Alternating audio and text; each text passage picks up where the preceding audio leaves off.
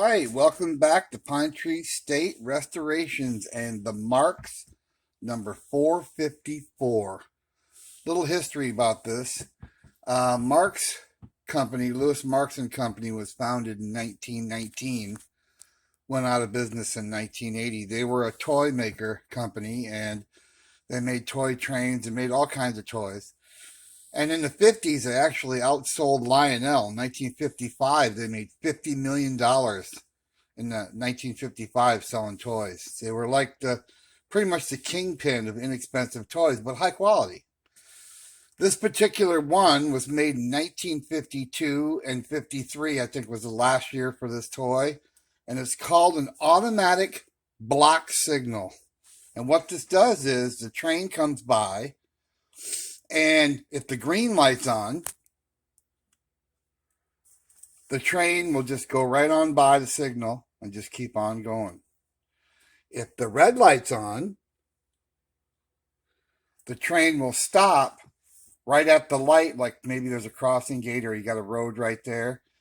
And in order for the train to proceed, you have to push it down into green and the train will go. It's a pretty cool signal. They made another one that has 3 lights. I'm not real sure what that model is called, 4 something, but the 454, they only made it a year or two, and they're not super rare, but they are super rare to find them working like this one is now. This one had just about everything there was to be wrong, was wrong. I took my Dremel and I polished the little chrome hoods, waxed the top there. I downloaded a new image I found to make a new decal for it. Repainted the base right here because I had to take that apart. Cleaned the switch on the back right there. Cleaned everything up. Had to resolder every wire. They're all corroded, bad solder joints. Everything was, it was just bad.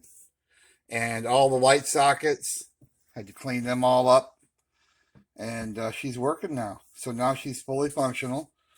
So it's the 454 automatic block signal, 1952. And it was kind of a fun one. It took quite a while to do because I had to tear it all apart. And you got to be careful with these, folks, because these little tabs that hold these together, they don't like to be bent apart very often without breaking. And once you break them, you're done. So you got to be very, very careful and bend them just enough to get it apart. Like I bent this side right here, and then I bent the back just a little bit and then lifted it up, rocked it, so I didn't have to bend the other tab all the way because, every time you bend one of them tabs, you're opening up a can of worms. Now the bottom, got all the connections in the bottom there. You can see it's got all those tabs. So rather than me take all them 8 or 9 tabs loose, which they probably half of them would have broke, I took the top piece loose, which only has 2 tabs, and then there's 2 tabs on the ladder right there. So we got it apart, and then I reached down inside. The switch has 3 connections, and there's a total of 4 wires on there. 2 go to 1. And they were all cold solder joints, every single one of them. None of them had continuity. Had to redo the whole thing.